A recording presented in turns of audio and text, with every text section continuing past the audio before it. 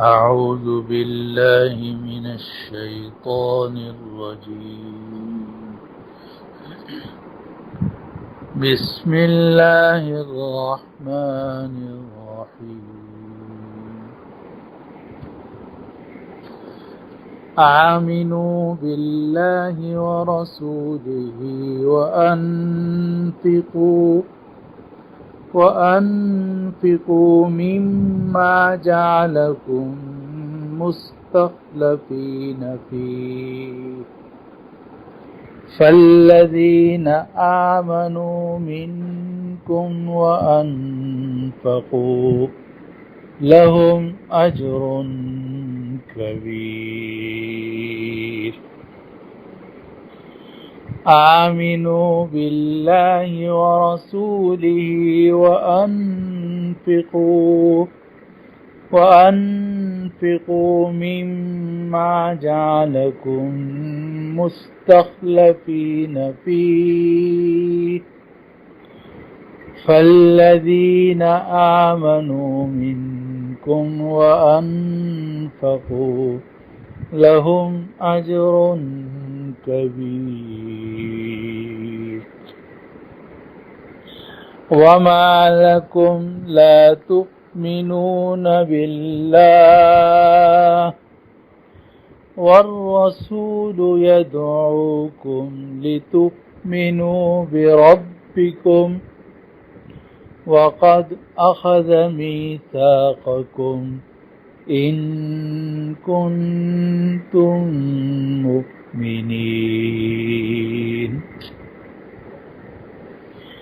هو الذي ينزل على عبده آيات بينات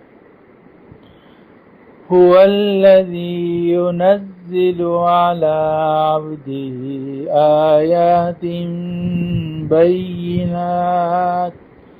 ليخرجكم من الظلمات إلى النور وإن الله بكم لرؤوف رحيم.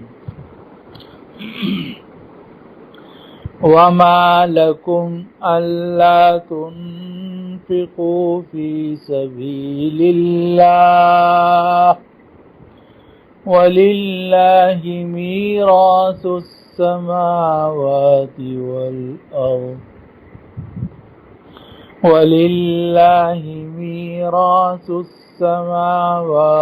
والأرض لا يستوي منكم من أنفق من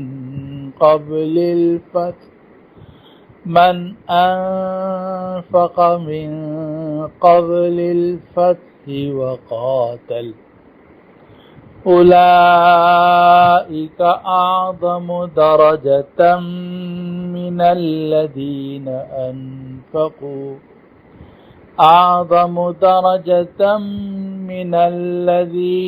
أنفقوا من بعد وقاتلوا،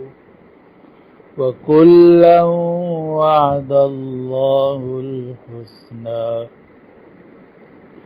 والله بما تعملون خبير. من ذا الذي يقرض الله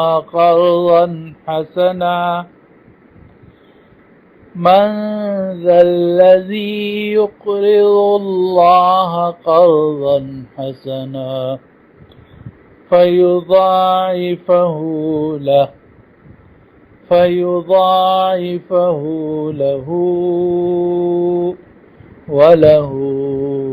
أجر كريم. آمنت بالله صدق الله العظيم.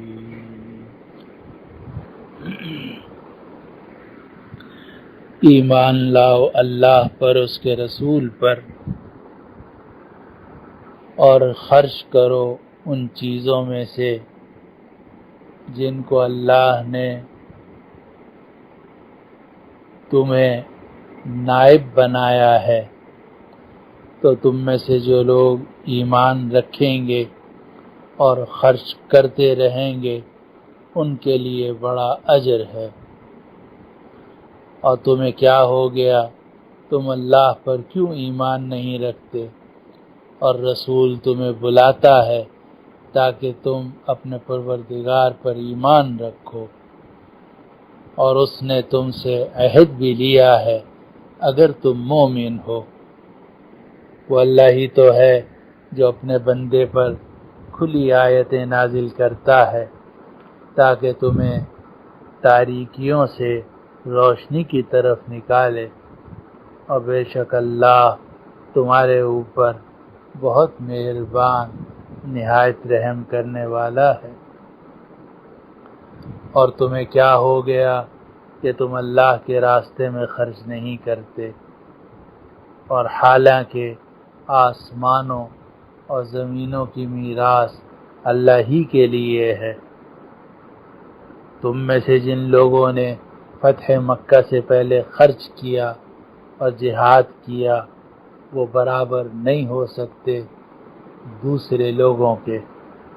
وہ لوگ زیادہ درجے والے ہیں، زیادہ درجے میں بڑے ہوئے ہیں ان لوگوں سے جنہوں نے فتح مکہ کے بعد خرچ کیا تھا اور قتال کیا، اور ہر ایک سے اللہ نے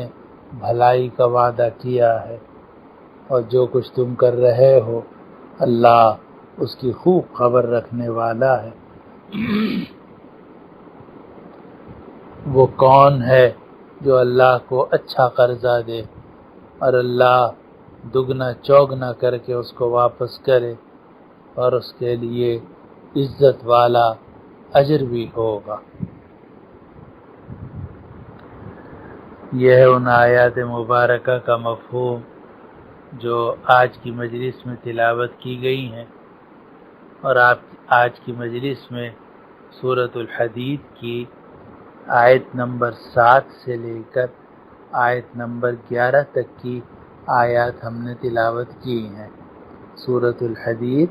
آیت نمبر 7 سے آیت نمبر 11 تک۔ اس سے پہلے 6 آیتوں کا بیان ہو چکا ہے، 3 آیتوں کا ایک مجلس میں، اور پھر اس کے بعد اگلی 3 آیتوں کا دوسری مجلس میں، اور جو 6 کی 6 آیات تھیں اس میں اللہ سبحانہ و تعالیٰ کی عظمت اور جلال اور کبریائی اور اس کی صفات ذکر کی گئی تھیں جو انسان کو اللہ تعالیٰ کی عظمت سے روشناس کراتی تھیں۔ اب آج کی جو آیات ہیں ان میں اللہ سبحانہ و تعالیٰ نے مسلمانوں کو خاص طور پر اور کافروں کو عام طور پر 2 چیزوں کی ترغیب دی ہے۔ ایک یہ کہ ایمان لاؤ، اور اگر ایمان تم لے آئے ہو تو اس ایمان کی حفاظت کرو، اس ایمان کو باقی رکھو، اس ایمان کے تقاضوں پر عمل کرو۔ اور دوسری چیز ہے کہ اللہ نے تمہیں جو نعمتیں دی ہیں وہ اللہ کے بتائے ہوئے طریقے کے مطابق خرچ کرو۔ تو یہ جو آج کی آیات ہیں، آیت نمبر 7 سے لے کر آیت نمبر 11 تک، اس میں یہی 2 مضمون بیان کیے گئے ہیں۔ ایک ایمان باللہ، دوسرا انفاق فی سبیل اللہ، اللہ پر ایمان لانا یعنی اللہ پر ایمان رکھنا، اور انفاق فی سبیل اللہ، اللہ کے راستے میں اللہ کے بتائے ہوئے طریقے کے مطابق اللہ کے راستے میں خرچ کرنا۔ آج کی آیات میں جو پہلی آیت ہے جو سورۃ الحدید کی آیت نمبر 7 ہے، اس میں اللہ سبحانہ و تعالی نے ابتدا فرمائی آیت کی اور فرمایا آمنوا باللہ ورسولہ، اللہ پر اور اس کے رسول پر ایمان رکھو۔ اس کا ترجمہ یہ بھی ہو سکتا ہے کہ اللہ اور رسول پر ایمان لاؤ، تو صورت میں یہ خطاب ہوگا کافروں کو کہ تم لوگ اللہ رسول پر ایمان نہیں رکھتے، یا اگر اللہ تعالیٰ پر ایمان رکھتے ہو تو شرک کے ساتھ رکھتے ہو، تو تمہیں ایمان لانا چاہیے اور اللہ وحدہ لا شریک لہ پر درست ایمان ہونا چاہیے، اور پھر اس ایمان کے تقاضوں پر عمل کرنا چاہیے۔ اور اگر یہ خطاب مسلمانوں کو ہے، جیسا کہ ایک تفسیر راجح یہی ہے، تو اس صورت میں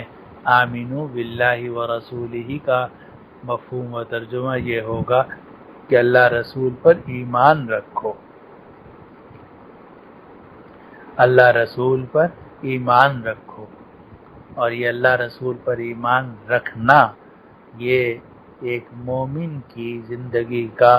سب سے بڑا نصب العین ہونا چاہیے، کیونکہ ہمیں جتنی نعمتیں ملی ہیں، چاہے وہ زندگی ہو، مال و دولت ہو، بیوی بچے ہوں، جائیداد ہو یا اور اعمال صالحہ ہوں، وہ سب کی سب نعمتیں بعد میں ہیں، اور ایمان کی نعمت سب سے اونچی نعمت ہے، اور یہی وہ نعمت ہے جو تمام نعمتوں کا سرچشمہ ہے، اور یہی وہ نعمت ہے جو اس دنیا میں بھی کام آتی ہے، قبر میں بھی کام آئے گی، آخرت میں بھی کام آئے گی۔ اس لیے اللہ سبحانہ و تعالی نے اس آیت میں بھی فرمایا کہ آمنو باللہ و رسولہ، اللہ رسول پر ایمان رکھو۔ اور دوسری جگہوں میں بھی اللہ تعالی نے ایمان والوں کو یہ تلقین کی ہے کہ اپنے ایمان کی حفاظت کرو، اور ایمان کی تجدید کرتے رہا کرو۔ آپ نے ایک حدیث سنی ہوگی کہ نبی کریم صلی اللہ علیہ وسلم سے روایت مروی ہے کہ جددوا ایمانکم بلا الہ الا اللہ، کہ اپنے ایمان کی لا الہ الا اللہ کے ساتھ تجدید کرتے رہا کرو، یعنی کثرت سے لا الہ الا اللہ، لا الہ الا اللہ، لا الہ الا اللہ کہتے رہا کرو، تاکہ تمہارے ایمان کی تجدید ہوتی رہے اور ایمان تازہ رہے۔ اور یہ بھی صحابہ رضوان اللہ علیہ مجمعین کا طریقہ آپ نے سنا ہوگا کہ صحابہ رضوان اللہ علیہ مجمعین جب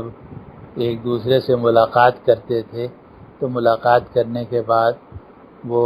ایک دوسرے سے کہتے تھے اجلس بنا نؤمن ساعتاً، آؤ ہم چلو کچھ دیر کے لیے بیٹھتے ہیں اور ایمان لاتے ہیں۔ اجلس بنا نؤمن ساعتاً، آؤ ہم کچھ دیر کے لیے بیٹھتے ہیں اور ایمان کی تجدید کرتے ہیں۔ تو صحابہ بیٹھ جاتے تھے، قرآن کی بات کرتے تھے، رسول اللہ صلی اللہ علیہ وسلم کا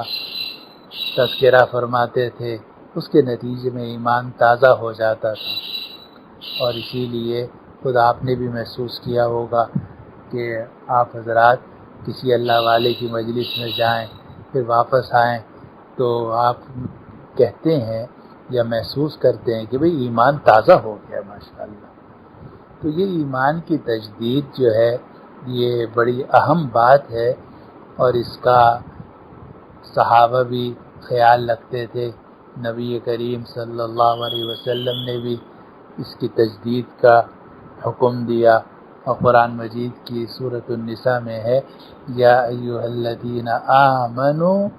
آمنوا باللہ ورسولہ والکتاب الذی نزل علی رسولہ،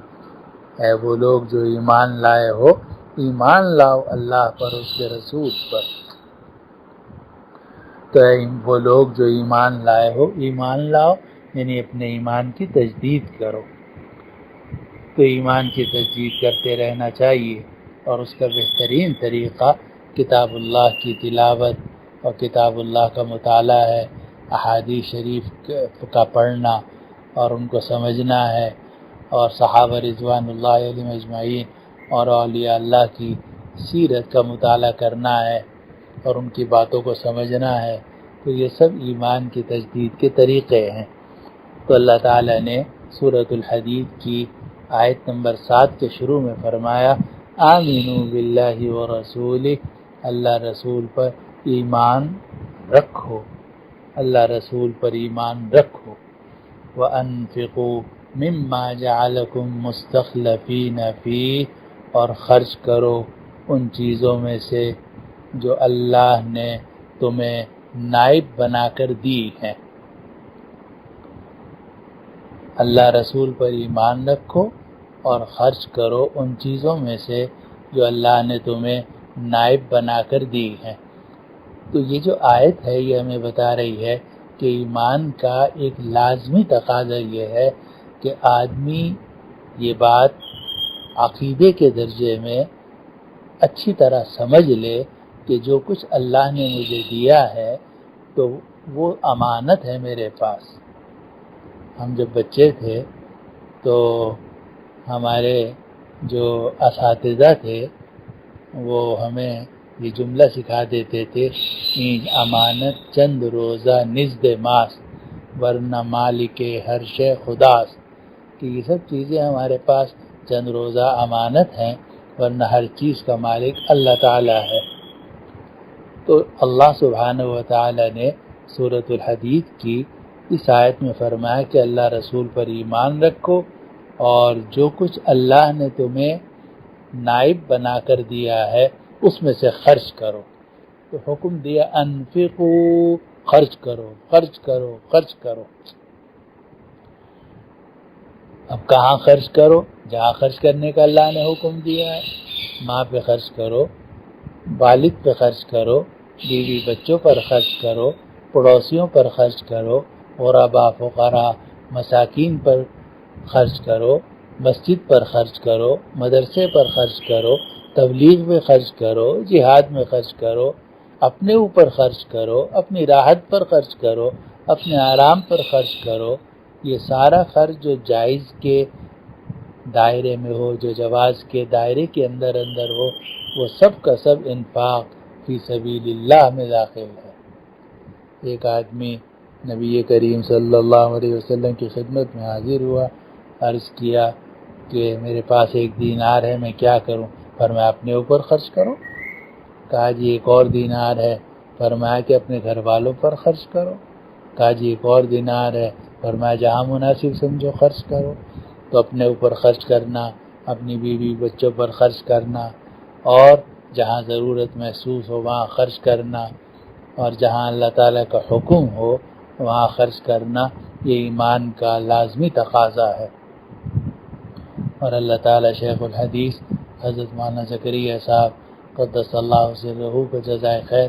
عطا فرمائے کہ انہوں نے بہت موٹی کتاب لکھی ہے، فضائل صدقات۔ آپ نے دیکھا ہوگا کہ فضائل تبلیغ بھی ہیں، فضائل رمضان بھی ہیں، فضائل نماز بھی ہے، فضائل ذکر بھی ہے، لیکن سب جو ہیں وہ چھوٹی ہیں، اور سب سے زیادہ جو ضخیم کتاب ہے فضائل کے اندر وہ فضائل صدقات ہے۔ اور اسی لیے تبلیغ نصاب کے 2 حصے کیے جائیں، تو ایک حصے کے اندر باقی فضائل ہیں، فضائل نماز، فضائل رمضان، فضائل ذکر وغیرہ وغیرہ، اور دوسرے حصے کے اندر فضائل صدقات ہے۔ تو ایمان کا لازمی تقاضا یہ ہے کہ آدمی اللہ کے راستے میں خرچ کرے، اور جہاں جائز موقع ہو اور ضرورت ہو اور اللہ تعالیٰ کا حکم ہو یا عقل کا تقاضا ہو یا عرف کا تقاضا ہو، وہاں اپنی استطاعت کے مطابق خرچ کرنا یہ ایمان کا تقاضا ہے۔ دوسری بات انفاق فی سبیل اللہ میں جو بات اللہ تعالیٰ نے یہ ذکر فرمائی، وہ ایک پیارا جملہ ہے، اور وہ یہ کہ اللہ تعالیٰ نے فرمایا مما جعلکم مستخلفین فی، خرچ کرو اس مال میں سے، ان چیزوں میں سے جن کو اللہ نے تمہیں اپنا نائب بنایا ہے۔ مستخلفین فی، تمہیں اپنا قائم مقام بنایا ہے، بلکہ اپنا کا لفظ بھی میں اضافہ کر رہا ہوں، ورنہ اصل میں ترجمہ یہ ہے کہ خرچ کرو ان چیزوں میں سے جن کو اللہ نے تمہیں قائم مقام بنایا ہے۔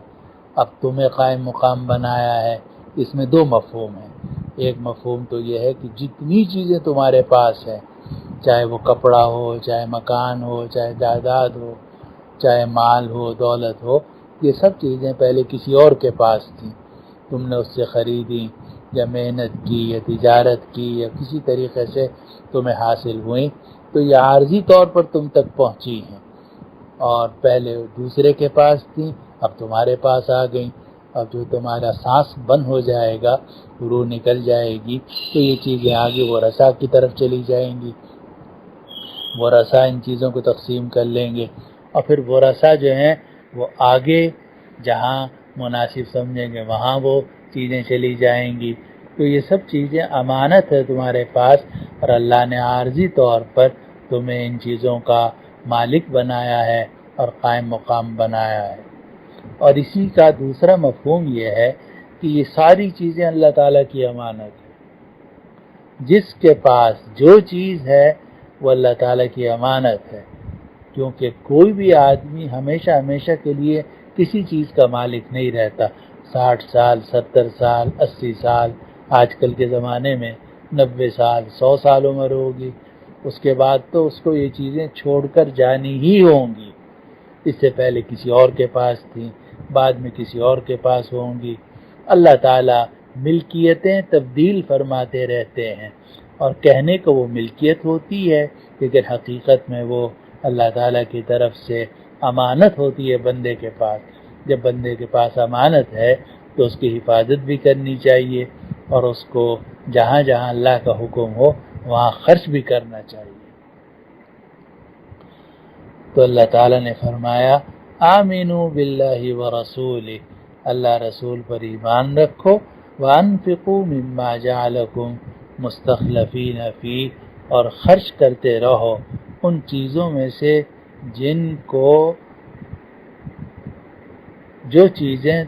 جن چیزوں پر تمہیں قائم مقام بنایا ہے، مما ان چیزوں میں سے، جعلکم اللہ نے تمہیں مستخلفین فی ان چیزوں میں قائم مقام بنایا ہے۔ تو اللہ تعالیٰ نے تمہیں فی الحال مالک بنا دیا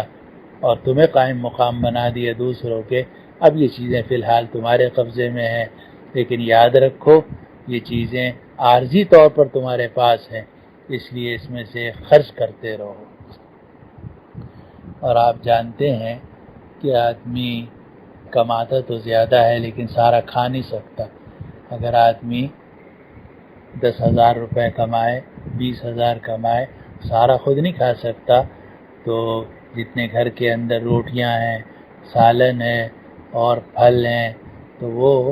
ہر چیز اس کی ضرورت سے زائد ہوتی ہے، پانی ہے، یہ سب چیزیں عام طور سے انسان کی ضرورت سے زائد ہوتی ہیں، اور اللہ تعالیٰ کا یہ حکم ہوتا ہے کہ یہ چیزیں اپنے اوپر بھی خرچ کرو، اور اللہ نے تمہیں ان چیزوں کا عارضی مالک اور قائم مقام بنایا ہے، دوسروں پر بھی خرچ کرو۔ تو فرمایا کہ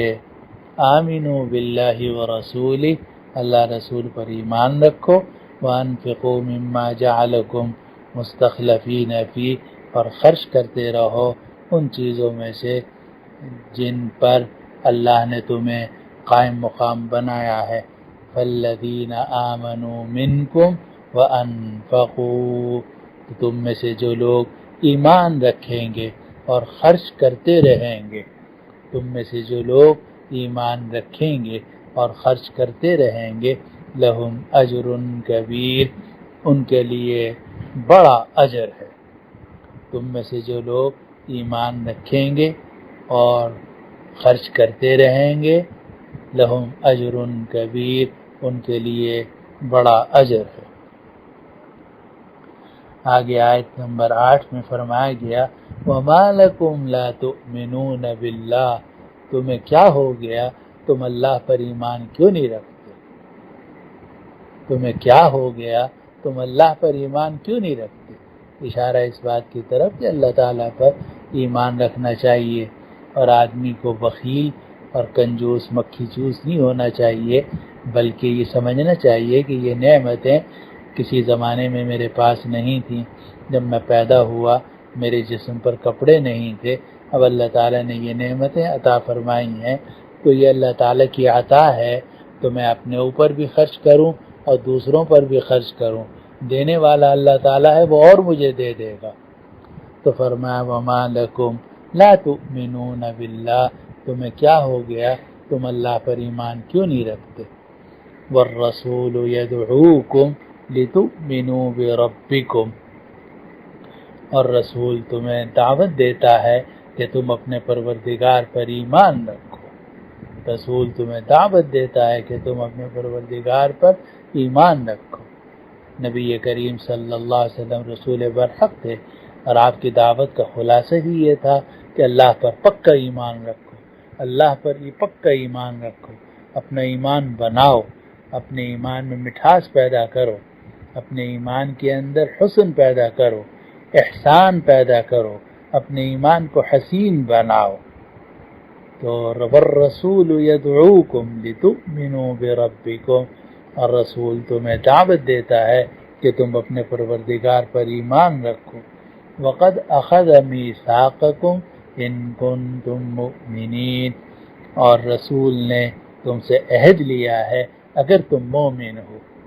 اب اس کا ترجمہ یہ بھی ہو سکتا ہے کہ رسول نے تم سے عہد لیا ہے، یعنی جب تم نبی برحق کے ہاتھ پر ایمان لائے تھے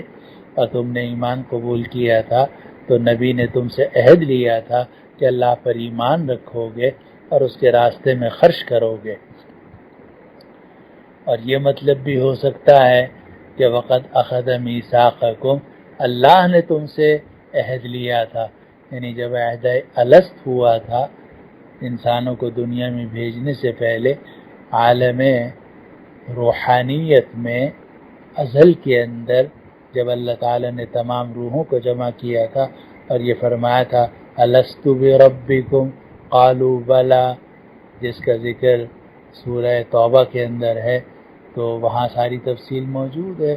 تو اللہ تعالیٰ نے وہ عہد الست لیا تھا، تو عہد الست میں بھی اللہ تعالیٰ نے عہد لیا تھا، اور جب نبی کریم صلی اللہ علیہ وسلم کے ہاتھ پر لوگوں نے اسلام قبول کیا اور یہ آج بھی کوئی ایمان لاتا ہے تو اس بات کا اظہار کرتا ہے کہ میرا پروردگار اللہ سبحانہ و تعالی ہے، وہی دینے والا وہی لینے والا ہے۔ تو فرمایا وقد اخذ میثاقکم ان کنتم مؤمنین، اور اس نے تم سے عہد لیا تھا اگر تم مومن ہو۔ تو نبی نے بھی تم سے عہد لیا تھا، اور یہ مطلب بھی ہو سکتا ہے کہ اللہ نے تم سے عہد لیا تھا اگر تم مومن ہو۔ آگے آیت نمبر 9 ہے، اور اس میں اللہ سبحانہ و تعالی نے وحی کا ذکر کیا اور فرمایا هو الذی ينزل على عبده آیات بینات، وہ اللہ ہی تو ہے کہ جو اپنے بندے کے اوپر کھلی آیتیں نازل کرتا ہے، اللہ ہی تو ہے جو اپنے بندے پر کھلی آیتیں نازل کرتا ہے، لیخرجکم من الظلمات الی النور، تاکہ تمہیں تاریکیوں سے روشنی کی طرف نکالے۔ نفس کی تاریکی، شیطان کی تاریکی، گناہوں کی تاریکی، اللہ تعالیٰ آیتیں نازل کرتے ہیں، مومن آیتیں پڑھتے ہیں، اور ان آیتوں کی برکت سے دلوں کا زنگ دور ہوتا ہے، تاریکیاں ختم ہوتی ہیں، اور نور حق انسان کے دل اور دماغ کے اندر پیدا ہوتا ہے۔ تو اللہ تعالیٰ نے فرمایا هو الذی ينزل على عبده آیات بینات، وہ اللہ ہی تو ہے کہ جو اپنے بندے کے اوپر کھلے دلائل نازل کرتا ہے، کھلی آیتیں نازل کرتا ہے، لیخرجکم من الظلمات الی النور، تاکہ تمہیں تاریکیوں سے روشنی کی طرف نکالے، تاکہ تمہیں تاریکیوں سے نور کی طرف نکالے۔ وَإِنَّ اللَّهَ بِكُمْ لَرَؤُوفٌ الرَّحِيمٌ، اور بے شک اللہ تمہارے اوپر بڑا مہربان نہایت رحم کرنے والا ہے، بے شک اللہ تمہارے اوپر بڑا مہربان نہایت رحم کرنے والا ہے۔ یہ آیت نمبر 9 ہو گئی۔ آگے آیت نمبر 10 میں ارشاد ہے وَمَا لَكُمْ أَلَّا تُنْفِقُوا فِي سَبِيلِ اللَّهِ، تمہیں کیا ہو گیا کہ تم اللہ کے راستے میں خرچ نہیں کرتے۔ وَمَا لَكُمْ أَلَّا تُنْفِقُوا فِي سَبِيلِ اللَّهِ، تمہیں کیا ہو گیا کہ تم اللہ کے راستے میں خرچ نہیں کرتے؟ وَلِلَّهِ مِيرَاثُ السَّمَاوَاتِ وَالْأَرْضِ، اور حالانکہ آسمانوں اور زمینوں کی میراث اللہ ہی کے لیے ہے۔ تمہیں کیا ہو گیا؟ وَمَا لَكُمْ أَلَّا تُنْفِقُوا فِي سَبِيلِ اللَّهِ، تمہیں کیا ہو گیا کہ تم اللہ کے راستے میں خرچ نہیں کرتے؟ وَلِلَّهِ مِيرَاثُ السَّمَاوَاتِ وَالْأَرْضِ، اور حالانکہ آسمانوں اور زمینوں کی میراث اللہ ہی کے لیے ہے۔ اللہ اور لوگ پیسہ جمع کرتے رہتے ہیں، فریج کے اندر چیزیں جمع کرتے رہتے ہیں، گھر کے اندر طرح طرح کی نعمتیں جمع کرتے رہتے ہیں، اور باہر غریب، فقراء، رشتہ دار اور ان کے قریب ترین لوگ جو ہیں وہ محتاج اور فقیر ہوتے ہیں، چیزیں گھروں کے اندر ضائع ہو جاتی ہیں، لیکن ان کو اللہ کے راستے میں دینے کی توفیق نہیں ہوتی۔ حالانکہ جو کچھ آدمی اللہ کے راستے میں دیتا ہے وہی باقی رہنے والا ہے، اور جو کچھ آدمی اپنے گھر میں رکھ لیتا ہے تو وہ اس کی ذاتی چیز ہے، اس پر گناہ تو نہیں ہوتا، لیکن آخرت میں اس پر وہ ثواب بھی نہیں ملتا جو دینے پر ثواب ملتا۔ چنانچہ حضرت مفتی شفیع صاحب قدس اللہ سرہ نے ایک عجیب حدیث لکھی ہے جو جامع ترمذی میں موجود ہے کہ حضرت عائشہ رضی اللہ عنہ فرماتی ہیں کہ ہم نے ایک دن ایک بکری ذبح کی، اور بکری ذبح کرنے کے بعد اس کے مختلف حصے ہم نے پارچے بنائے، اور پھر اکثر حصہ جو تھا ہم نے تقسیم کر دیا، لیکن ایک دستی رہ گئی۔ دستی کہتے ہیں جو آگے کے دو ہاتھ ہوتے ہیں، تو ان میں سے ایک ہاتھ کو دستی کہتے ہیں۔ تو عائشہ رضی اللہ عنہ فرماتی ہیں کہ بکری کا اکثر حصہ ہم نے تقسیم کر دیا اور صرف ایک دستی ہم نے گھر میں رکھ لی، یہ سوچ کر کہ نبی کریم صلی اللہ علیہ وسلم کو دستی کا گوشت مرغوب ہے، تو بعد میں ہم کسی وقت اس کو پکا لیں گے۔ نبی کریم صلی اللہ علیہ وسلم تشریف لائے اور آپ نے فرمایا کہ بکری کا کیا ہوا؟ تو حضرت عائشہ رضی اللہ عنہ نے عرض کیا کہ ساری بکری ہم نے اللہ کے راستے میں تقسیم کر دی، صرف ایک دستی باقی رہ گئی ہے۔ تو نبی کریم صلی اللہ علیہ وسلم نے فرمایا کہ جو ساری بکری ہے وہ باقی ہے اور یہ دستی باقی نہیں رہی، یعنی تم نے اللہ کے راستے میں جو بکری کے سارے حصے خرچ کیے ہیں وہ اللہ کے ہاں باقی ہو گئے، اور وہ تمہارے لیے بینک بیلنس میں محفوظ ہو گئے، آخرت میں ذخیرہ ہو گئے، دنیا میں بھی اس کا بدلہ ملے گا اور آخرت میں بھی بدلہ ملے گا۔ اور جو کچھ تم نے اپنے گھر میں اپنے لیے بچا لیا تو یہ جو ہے یہ باقی نہیں ہے، یہ ختم ہونے والی چیز ہے، تم کھا لو گے، میں اور تم کھا لیں گے، ختم ہو جائے گی، لیکن ہم نے جو دوسروں کو دیا ہے وہ باقی رہنے والی چیز ہے۔ تو آپ نے فرمایا بقیہ کلھا، ساری بکری باقی ہے سوائے اس دستی کے جو تم نے اپنے گھر میں روک لی تھی۔ تو حقیقت میں اللہ کے راستے میں جو کچھ خرچ کیا جائے وہی باقی رہنے والا ہے۔ اور پیچھے ہم نے سورۃ السبا جب پڑھی تھی تو وہاں ایک آیت آئی تھی اور وہ گزر چکی ہے، لیکن دوبارہ یاد دہانی کرا دیتا ہوں۔ وہاں سورہ سبا میں اللہ تعالیٰ کا ارشاد ہے وَمَا أَنفَقْتُم مِّن شَيْءٍ فَهُوَ يُخْلِفُهُ،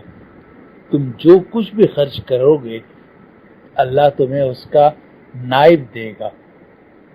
اللہ اس کا قائم مقام تمہیں دے گا۔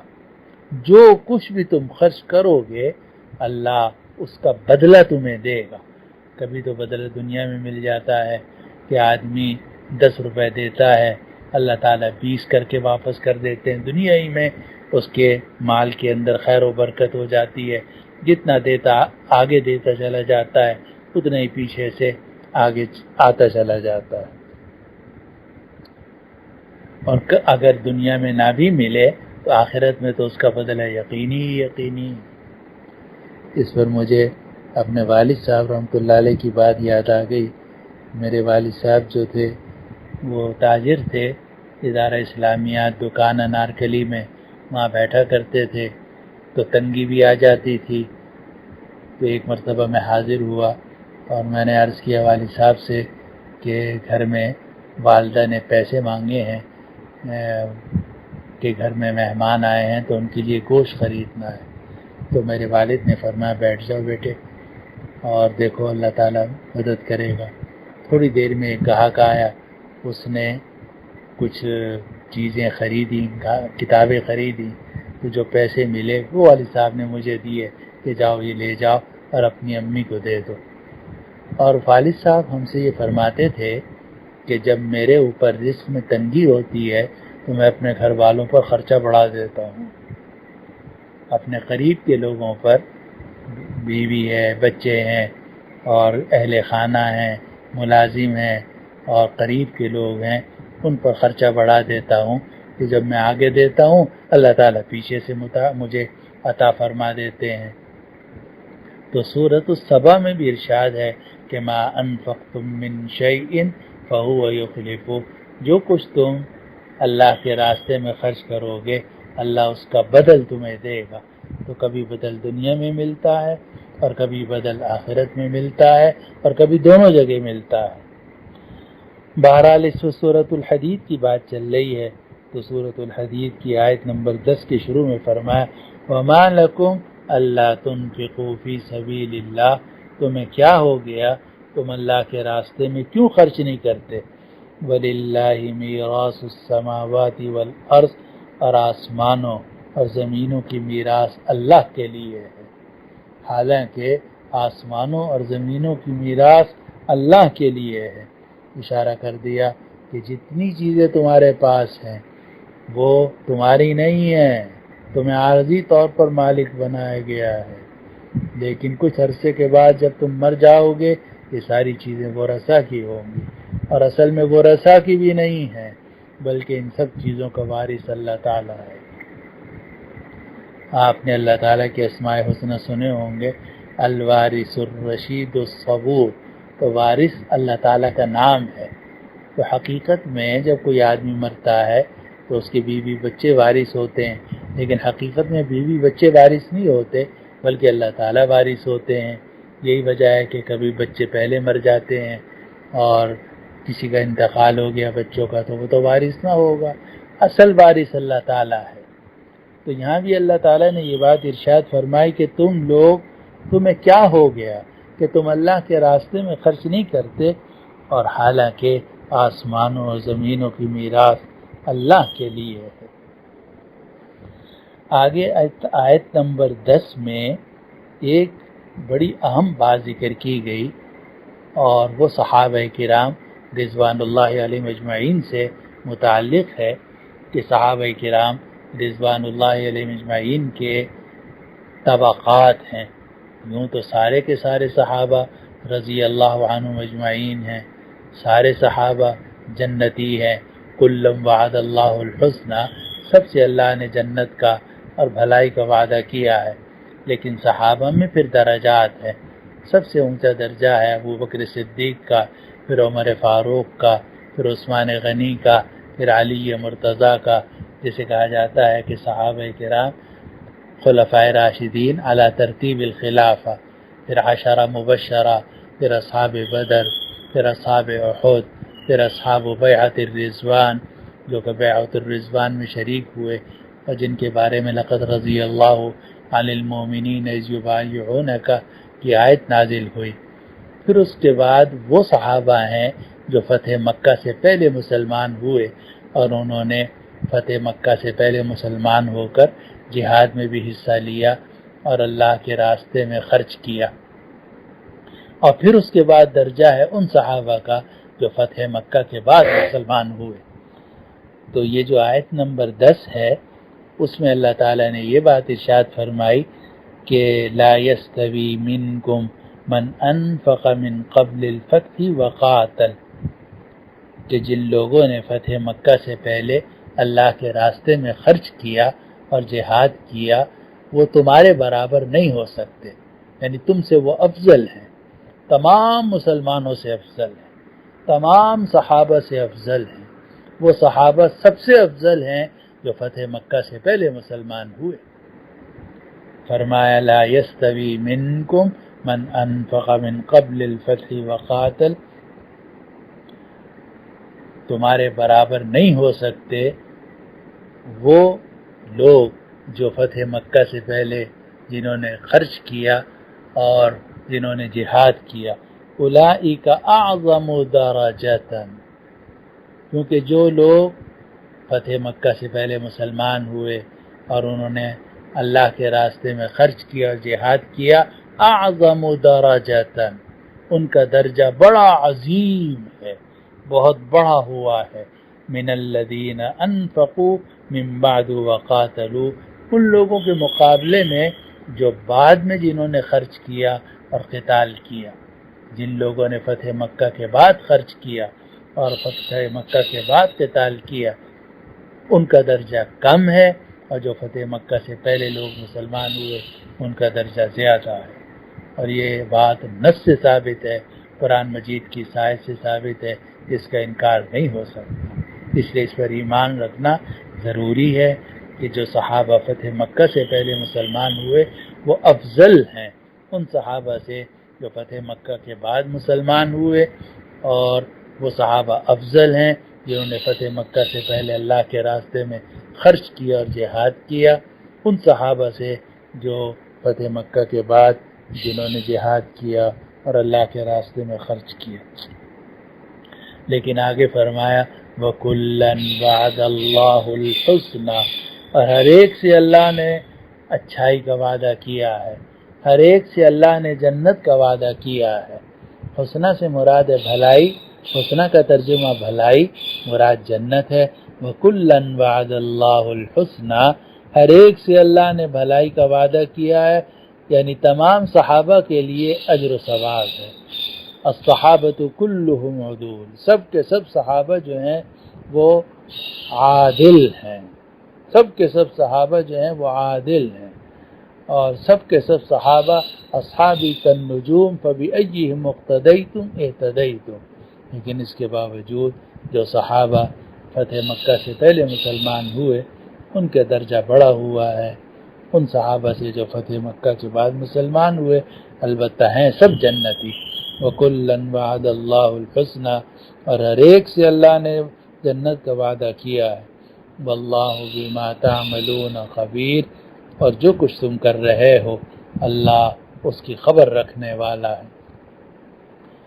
اس ٹکڑے میں اشارہ کر دیا کہ تم کوئی چھوٹی سی بھی چیز اللہ کے راستے میں خرچ کرو گے اللہ کو خبر ہے، جو بھی نیکی کا کام چاہے کتنا ہی چھوٹا کیوں نہ ہو تم کرو گے اللہ کو اس کی خبر ہے، اور اللہ تعالیٰ اس کا بدلہ تمہیں دنیا اور آخرت میں عطا فرمائیں گے۔ آج کے درس کی آخری آیت آ گئی جو سورۃ الحدید کی آیت نمبر 11 ہے کہ من ذا الذی یقرض اللہ قرضا حسنا، اللہ تعالیٰ پکار کر فرماتے ہیں کون ہے جو اللہ کو اچھا قرضہ دے۔ من ذا الذی یقرض اللہ قرضا حسنا، کون ہے جو اللہ کو اچھا قرضہ دے۔ اچھا قرضے کا مطلب یہ ہے کہ حلال مال ہو، محض اللہ تعالیٰ کی رضا کے لیے دے، اور صرف آخرت کا ثواب مقصد ہو، اللہ تعالیٰ کو راضی کرنا مقصد ہو، لوگوں سے بدلہ لینا یا شہرت حاصل کرنا مقصود نہ ہو۔ جس کو دیا ہے اس سے تعریف کروانا بھی مقصود نہ ہو، بلکہ یہ کہے کہ ہم جو تمہیں کھلا رہے ہیں انما نطعمکم لوجہ اللہ، ہم تمہیں اللہ کے لیے کھلا رہے ہیں، لا نرید منکم جزاء ولا شکورا، نہ ہم تم سے بدلہ چاہتے ہیں نہ ہم تم سے شکریہ چاہتے ہیں۔ یہ ہے قرض حسن کہ آدمی اللہ کے راستے میں اللہ کو قرضہ دے، اور یاد رکھیے کہ اللہ کو جو قرضہ دے گا وہ کبھی ضائع نہیں ہوتا، بس صرف اتنی بات ہے کہ وہ قرض حسن ہونا چاہیے، مال حلال ہونا چاہیے، اللہ تعالیٰ کی رضا کے لیے دینا چاہیے، اور نمود و نمائش، شکریہ، تعریف اور بدلے کی کوئی نیت نہ ہو، تو وہ قرض حسن ہے جو اللہ کو اچھا قرضہ دے گا، اللہ تعالیٰ دگنا چوگنا کر کے واپس کرے گا، اللہ تعالیٰ کا وعدہ ہے۔ تو سورۃ الحدید کی آیت نمبر 11 میں اللہ تعالیٰ نے خطاب کیا ہم سب کو اور فرمایا من ذا الذی یقرض اللہ قرضا حسنا، کون ہے جو اللہ کو اچھا قرضہ دے، فیضاعفہ لہ، اور اللہ اس قرضہ دینے والے کے لیے دگنا چوگنا کر کے واپس کرے، وَلَهُ أَجْرٌ کریم، اور اس کے لیے بڑی عزت کا ثواب ہوگا۔ صرف بدلہ ہی واپس نہیں ہوگا، صرف قرضہ ہی واپس نہیں ہوگا، بلکہ اللہ تعالیٰ بڑا اکرام فرمائیں گے جنتی کا، اور جس نے اللہ کے راستے میں خرچہ دیا ہے، جس نے اللہ کے راستے میں خرچ کیا ہے، جس نے انفاق فی سبیل اللہ کیا ہے، اسے بدلہ بھی ملے گا، اس کی عزت بھی کی جائے گی، اور اللہ تعالیٰ اپنی طرف سے اس کو عزت والا اجر عطا فرمائیں گے۔ تو فرمایا من ذا الذی یقرض اللہ قرضا حسنا، کون ہے جو اللہ کو اچھا قرضہ دے، فیضاعفہ لہ، اور اللہ دگنا چوگنا کر کے اس کے لیے واپس کرے، وَلَهُ أَجْرٌ کریم، اور اس کے لیے بڑی عزت کا اجر ہوگا۔ یہاں کل الحمدللہ یہ آیت نمبر 11 تک کا بیان مکمل ہو گیا۔ آیت نمبر 7 سے آیت نمبر 11 تک کا ترجمہ ایک مرتبہ پھر سے سن لیجئے۔ ایمان لاؤ اللہ پر، اس کے رسول پر، ایمان رکھو اللہ پر، اس کے رسول پر، اور خرچ کرتے رہو ان چیزوں میں سے جن کو اللہ نے تمہارے ہاتھ میں دے کر تمہیں قائم مقام بنایا ہے۔ خرچ کرو ان چیزوں میں سے جن پر اللہ نے تمہیں قائم مقام بنایا ہے، تو تم میں سے جو لوگ ایمان رکھیں گے اور خرچ کرتے رہیں گے ان کے لیے بڑا اجر ہے۔ اور تمہیں کیا ہو گیا، تم اللہ پر ایمان کیوں نہیں رکھتے؟ اور حال یہ ہے کہ رسول تمہیں دعوت دیتا ہے کہ تم اپنے پروردگار پر ایمان رکھو، اور رسول نے تم سے عہد لیا تھا کہ اگر تم مومن ہو، اللہ نے تم سے عہد لیا تھا اگر تم مومن ہو۔ اب اللہ ہی تو ہے جو اپنے بندے پر کھلی آیات نازل کرتا ہے تاکہ تمہیں تاریکیوں سے روشنی کی طرف نکالے، اور بے شک اللہ تمہارے اوپر بڑا مہربان، نہایت رحم کرنے والا ہے۔ اور تمہیں کیا ہو گیا کہ تم اللہ کے راستے میں خرچ نہیں کرتے، حالانکہ آسمانوں اور زمینوں کی میراث اللہ کے لیے ہے۔ تمہارے برابر نہیں ہو سکتے وہ لوگ جنہوں نے فتح مکہ سے پہلے خرچ کیا اور جنگ کی، وہ لوگ